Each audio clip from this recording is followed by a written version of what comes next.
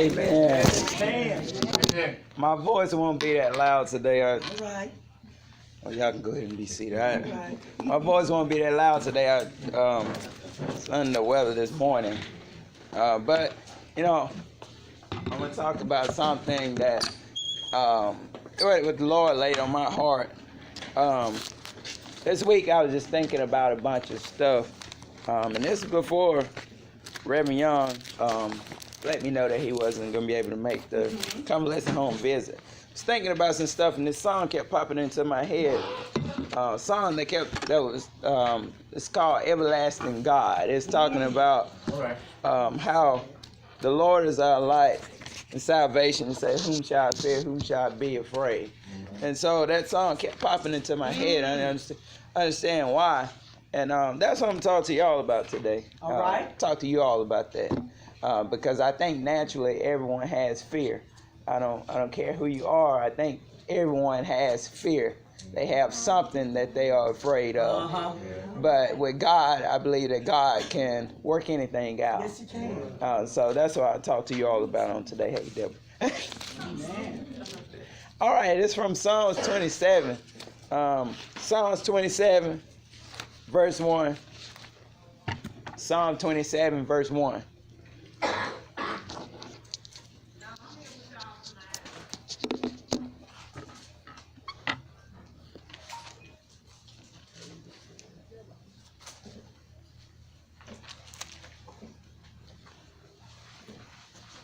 Psalms 27, verse 1. I'm going to let y'all read it so I can save my voice. The Lord is my light and My salvation. Whom shall I fear? The Lord is my is the strength strength of my life. Of whom shall I be afraid? Amen. The Lord is my light and my salvation. Whom shall I fear? The Lord is the strength of my life. Of whom shall I be afraid? Now, everyone, we're going to talk from a subject today of I will trust in the Lord. All right. I will trust in the Lord. See, the thing about I is a personal statement. Nobody can make that up for you. Right. Nobody can determine that in your mind. You have to decide within yourself that you won't fear. You know, so this is not something that your mother, father, daughter, son, whoever can make up for you, but you have to make it up in your own mind that you're going to trust in the Lord. And so, as I said, we all naturally have fears. I don't care who we are. Myself as a preacher, I have fears. All right now. Pretty sure Deacon Byrne, Deacon Harris, they have fears. And we all are faced with different situations sometimes. Yeah. Well, it seems like it's bigger than us, and the devil will try to ease into our mind that we should fear. Yeah. Why is that? Because, you know, sometimes we get in some situations and we don't know how we're going to get out. That's right now. Sometimes it looks like it's bigger than us and that there's no solution to that problem. But David made up in his mind, and this is who we're talking about today, David. David understood because of what God had done before, that if he did it before, that he could do it again. Watch this. And so this is what we're talking about on today. Fear. Everybody has fear. You know, people are scared of different things. You have people who have phobias that's scared of clowns, or they scared of tight places, they're scared of snakes and spiders, and they scared of even some people who are scared of death. People who get a diagnosis and they tell them that they're going to die, they're not scared of dying, but they're scared of the process, because you begin to think about what's going to happen whenever I leave, what's going to happen to my family, or what's going to happen to my estate when I leave. So a lot of people get afraid of death, or they get afraid of sickness or illness whenever it comes upon them. But through God, God can work everything out. Everybody know that, right? So when you begin to think about it, a person who has a phobia, a person who has fear, the way to get over that fear is to face that fear. You don't run away from it, but you square up with it. You stare it in the face and let it know that you serve a big God and that you serve a great God who's able to conquer it and who's able to give you the victory on today. So this is what I'm talking about, fear. Everybody has fear. But you need to learn how to face that fear. We ain't having church, but we can have it in here on today. So you got to know that you need to face it on today. All right. So this is what the psalmist was saying. This is what David was saying. David was saying, he said, of whom shall I fear? Whom shall I be afraid? So he looked at this problem. Whatever it was that he was going through. It didn't say what he was going through. It didn't say what period he was in his life. But David before understood that when Saul chased him all across the countryside, wanted to kill him, that God protected him. He understood that when he faced Goliath, that God slayed him for him. He allowed for him to cut off his head. He understood that when Samuel saw his stature and said, this can't be the king, but God said, don't look at the outer appearance, but look at the heart. He understood from before that what God could do. And so when you understand from past experiences, when I face it up head on, I know that God will allow for me to come through. Is that anybody testimony on today? He began to make it personal. I said it's a personal statement. He said the Lord is my light, my salvation. Of whom shall I fear and whom shall I be afraid? So you got to understand it's mine. Nobody else can determine that for you. Nobody else can make that up in your mind, but you got to understand yourself what God can do. You know, a lot of people are raised up in church. A lot of people have been in church, but they still don't have faith in God. A lot of people who've been faced with situations, but they still don't have faith in God. A lot of people have faith in God that he can get them some gas or whatever, but when it comes to big stuff, when it comes to when the doctor says you have cancer and he don't know how long you had to live, a lot of people lose faith. They lose hope, but God is saying in the face of that, you got to face up with it. You got to know that you better not fear because I can deliver you. So God can deliver you from anything. When men try to put limitations on the Bible, declares that when men things seem impossible, with through God all things are possible. So through that and by God, I know that I can face it because he's already worked it out. So I don't believe it's by accident I'm here today, but I believe that I'm speaking to somebody in this room. Somebody may have thought that they were just coming to activity, but God is saying, if you're fearing on today, that I can still work it out.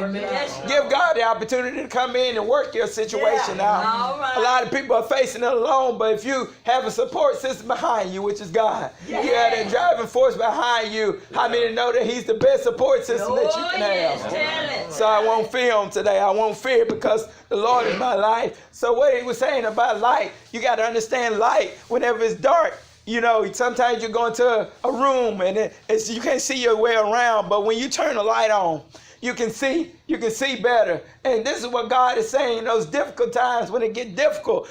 And I'll be your light. I'll be your salvation. And this is what I'll do. He said, I can deliver you from anything. Yes, he did. And David began to ask the question of whom shall I fear or whom shall I be afraid? So he was saying, no matter if it's death, no matter if it's a dark place, I don't have to fear because I have God on my side. You got to understand that when you allow for God to be your strength, he'll be your support, he'll be your shield on today. And through him, you can be confident in knowing that he'll work everything out. Yes, he will. Let me drink some water real quick. I keep on talking. Amen. You're talking good, Pastor. Keep on preaching. Whom shall I fear? Who shall I be afraid? So this is what David understood. So first he understood that he was going to have fear because he was human. So I don't care who you are, you're going to have some fear. I don't care if you're a doctor. If a doctor get diagnosed with cancer, he's going to have fear. So I don't care how many years of medical school you got, how many years you've been preaching. If something happened to you, you're going to have fear.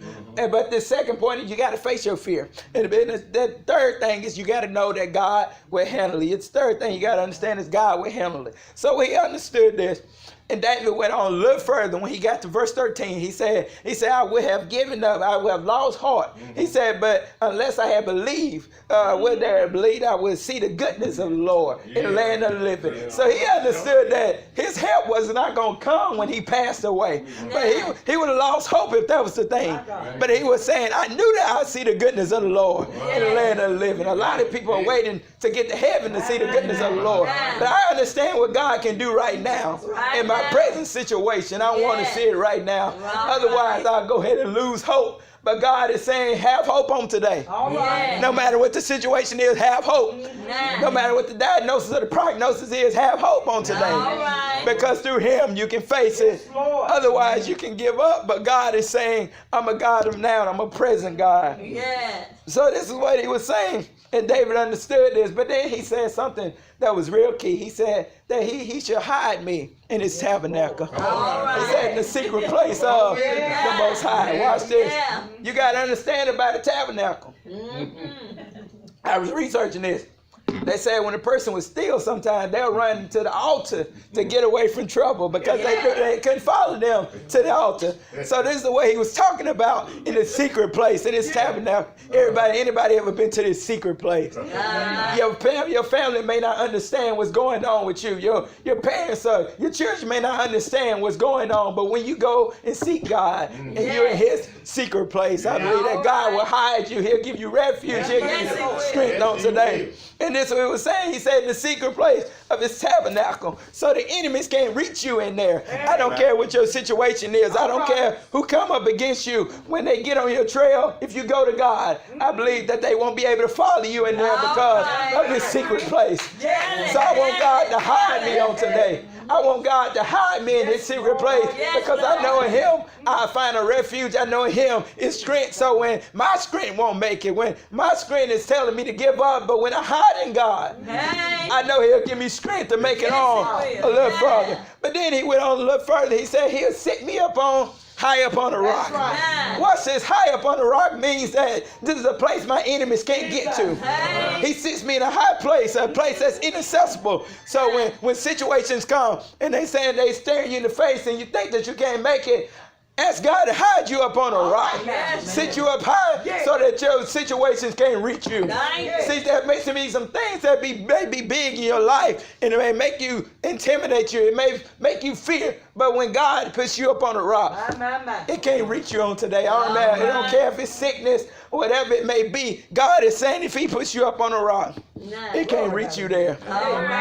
So you understand that as a human, you're going to have fear. The second point, you got to face your fear. The third point is God will handle it. But then fourthly, if you trust in God, you fight also. So it's the thing that David was saying. He said that my enemies, they might try to fight me. They may come up against me. They may encamp against me. He said, but God will allow for them to stumble and fall. Watch this. I don't care what it is. I don't care what it is that comes up against you. When you hide in God, they have to fall. Your enemies have to flee. Your problems have to flee. Your circumstances have to be moved. Because if you understand the thing about faith, God says if you have the faith the size of a mustard seed, he said you can tell yonder mountain, be thou removed. This thing about a mustard seed is a small thing. And if you just have a little bundle of it, God will allow for your situations to move. And this is why I understand on today. And this is why I trust in God, because I know that God can bring me out on today. There's no limitation on his power. There's no limitation to what he can do. Anybody believe that on today? So I'm trusting in God. So fear may tell you that it's over. Fear may tell you that because your situation seems big. Fear may tell you because your circumstances tell you that it's over. But God is saying if you trust in him, he can work it out on today. You got to trust. That's the thing about trust. Trust means that even when it's inconvenient for me, I'm still going to do it. It may not look like it's going to be solvable. It may not look like I can make it through. But through God, I understand that I can make it out. So this is saying, he said, if you believe in, he went on a little bit further at the end of the chapter. He said, wait on the Lord. Be of good courage. He said, and he shall strengthen your heart. Wait, I say, on the Lord. So he understood all this about faith. He understood what God can do. But then he began to tell you to wait. Why did he say wait? Because he understands that sometimes it may take a while. He understood that sometimes it ain't going to happen when you want it to happen. But God comes on his time. And when God comes through, he has perfect timing. So he don't always come when we want him to, but he'll come right on time. So I'm going to trust in the Lord even when it's inconvenient for me, even when it seems like it's over, I'm still going to trust in the Lord, because I know sooner or later he's going to work it out. No matter what my problem is, he's going to work it out, because there's no limitation on his power. So I understand why Isaiah said in Isaiah 40:31 that those who wait upon the Lord shall renew their strength. He said they shall mount up on wings as eagles. He said they shall run and not grow weary. They shall walk and not faint. But only if you wait upon the Lord. You got to be a good heart on today. You got to be a good courage. Sometimes waiting is an inconvenience for us. Sometimes waiting causes us to have some heartaches. Sometimes waiting causes us to have sickness in our body. But if you wait on God, I know that God will deliver me on time.